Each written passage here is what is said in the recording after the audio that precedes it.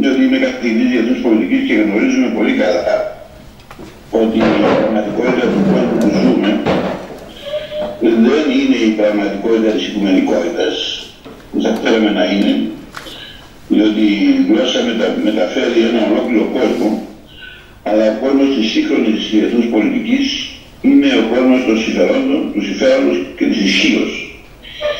Και αν παραπέψουμε και σκεφτούμε λίγο την ελληνική ουσία, την οποία συνίσταται στην κλασική παιδεία, δηλαδή την αρχαία ελληνική γλώσσα, η κρίση ακριβώς του σύγχρονου κόσμου συνίσταται στην ουσία της ελληνικής ουσίας, δηλαδή της κλασικής παιδείας. Έχουμε λοιπόν μια αντίθεση μεταξύ της οικουμενικότητας ως πνευματικής κοινότητας της ανθρωπότητας και ως μιας πραγματικότητας των διεθνούς πολιτικής, την οποία βιώνουμε καθημερινώς. Δηλαδή ως μιας πραγματικότητας των αδίστακτων και αποκάλυπτων συμφερόντων των κρατών. Ακόμα και σε μια ένωση ευρωπαϊκή όπως αυτή που ζούμε σήμερα, η οποία δεν είναι αυτή που φανταστήκαμε. Όπως επειδή μιλούμε για την Ελλάδα και την ελληνική γλώσσα. Εγώ μιλώντας προηγουμένως, ακούγοντας τους αγαπητούς μου συναδέλφους, θυμήθηκα τον Φρίντριχ Σίλερ, ο οποίος είχε πει το περίφημο «Καταραμένη Ελλάδα τα είπε όλα, δεν έμεινε τίποτα σε εμάς να πούμε». Η Ελλάδα σήμερα βιώνεται μέσα από την κλασική Ελλάδα, όπου βιώνεται, σε επίπεδο περισσότερο της ευρωπαϊκής και δυτικής ελίτ, οι οποίοι χρησιμοποιούν πάρα πολλές έννοιες και λέξεις της κλασικής Ελλάδος, της αρχαίας ελληνικής γλώσσας και πολύ λιγότερο της σύγχρονης Ελλάδος. Θυμόμαστε όλοι τον αείμνηστο δάσκαλό μου Ξενοφόντα Ζωρότα, ο οποίος σε μια ομιλία που στα Ηνωμένα Έθνη χρησιμοποίησε σχεδόν όλη την ομιλία του εξαντλώντας ελληνικές λέξεις της κλασικής αρχαίας ελληνικής γλώσσας.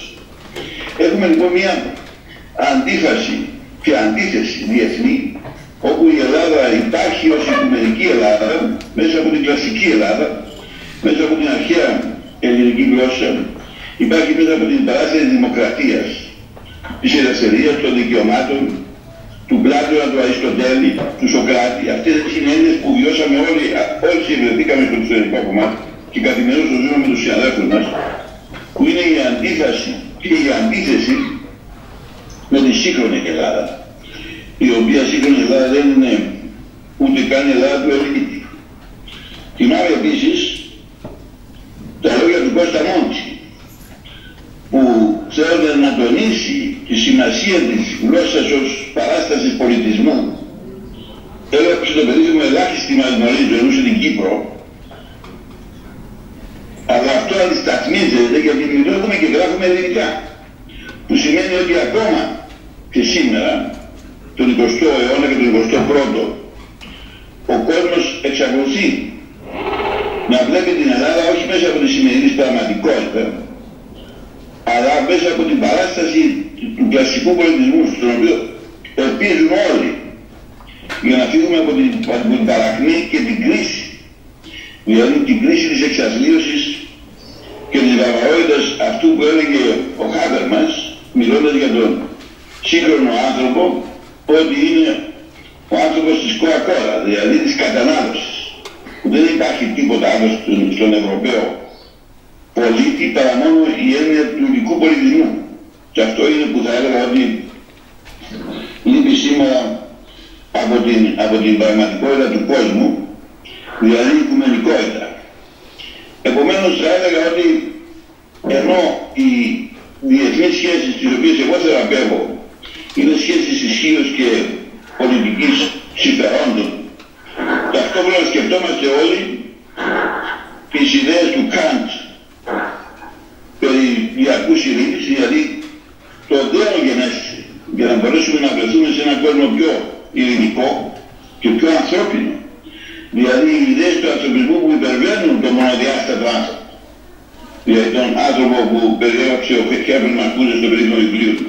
Ότι δηλαδή δεν έχει τίποτε άλλο εκτός από την καθημερινότητά του και την κατανάλωση.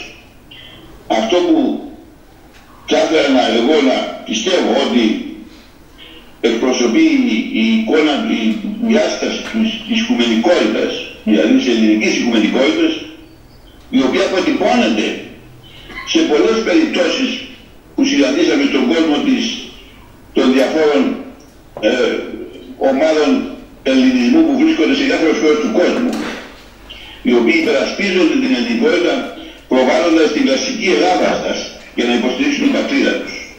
Ταυτόχρονα όμως βιώνει κανείς και πολλούς ανθρώπους στην σύγχρονη Ευρώπη, οι οποίοι διδάσκονται στα ανθρωπιστικά σχολεία την κλασική Ελλάδα. Εγώ βρέθηκα για παράδειγμα στην Κρακοβία, σε ένα γυμνάσιο στην Κρακοβία όπου διδάσκονται αρχαία ελληνικά. Τα παιδιά εκεί μιλούν αρχαία ελληνικά. Δεν ξέρουν νέα ελληνικά, αλλά διδάσκονται την κλασική Ελλάδα. Και είναι αυτοί που θαυμάζουν, αυτή είναι η πραγματική Ελλάδα. Όπως έχω ριζωμένο στο μυαλό μου τη συνάντηση που είχαμε τον Άσαντ, τον πατέρα του σημερινού, τον Χάφες Αλ-Άσαντ, σε μια συνάντηση που είχαμε, ο οποίος μου απήγγειλε πριν από 20 χρόνια τόσα κομμάτια ολόκληρα από Αριστοτέλη. Ο Θουκυδίδης στο διάλογο Αθηνών Μιλίων μας λέει ότι και τότε ήταν ισχύς που μετρούσε. Δεν είναι μόνο τώρα. Απλώς η κλασική Ελλάδα έχει τις έννοιες που χρειαζόμαστε σήμερα για να μπορούμε να ξεπεράσουμε την κρίση που έχουμε, δηλαδή τις έννοιες της αλληλεγγύης, της συνεργασίας, της ελευθερίας, της δικαιοσύνης, έννοιες οι οποίες είναι και η καρδιανή λογική σε τελευταία ανάπτυξη. Περισσότερο θα έλεγα ότι υπάρχει μια γενικότερη συρρήκνωση των ελληνικών σε όλο τον ελληνισμό. Δηλαδή το λεξιλόγιο των νεολαίας έχει περιοριστεί πάρα πολύ και αυτό είναι ανησυχητικό για την υπεράσπιση του πολιτισμού μας, διότι δεν έχουμε πλέον εκείνο τον πλούτο της γλώσσας που έχουμε στο παρελθόν, δεν διδάσκονται τα ελληνικά και είναι τα αρχαία ελληνικά και αυτό είναι μεγάλη πλήγμα στο ίδιο τον πολιτισμό. Ως ελληνικότητα μιλούμε τώρα και αυτό μας θλίβει. Θα ήθελα όμως σε σχέση και με την προηγούμενη συζήτηση που έγινε να πω το εξής, ότι ο κάθε λαός έχει τη δική του πολιτική κουλτούρα. Υπάρχει μια μεγάλη μέτρηση που έγινε της πολιτικής κουλτούρας που σημαίνει συμμετοχή στην πολιτική. Αυτό είναι η πολιτική κουλτούρα. Από τον Σκάμπρι Άλμαν δεκαετία του 50, όπου έδειξαν ότι μια προηγμένη χώρα όπως η Γερμανία σε σχέση με το Μεξικό. Εκεί οι Μεξικάνοι είχαν πολύ μεγαλύτερη συμμετοχή στην πολιτική από τη Γερμανία, οι οποίοι ενδιαφερόντουσαν για την πολιτική με βάση το πρόγραμμα της χώρας, δηλαδή τις εκλογές και την οργανωμένη συμμετοχή. Ενώ οι Μεξικάνοι είχαν καθημερινώς μια συμμετοχή με την ενδιαφέρον για την πολιτική, έστω και αν δεν είχαν δημοκρατία. Αυτό είναι ένα ζήτημα που ενδιαφέρει τη διαφοροποίηση μεταξύ πολιτικής κουλτούρας και συστημάτων πολιτικής οργάνωσης μιας χώρας.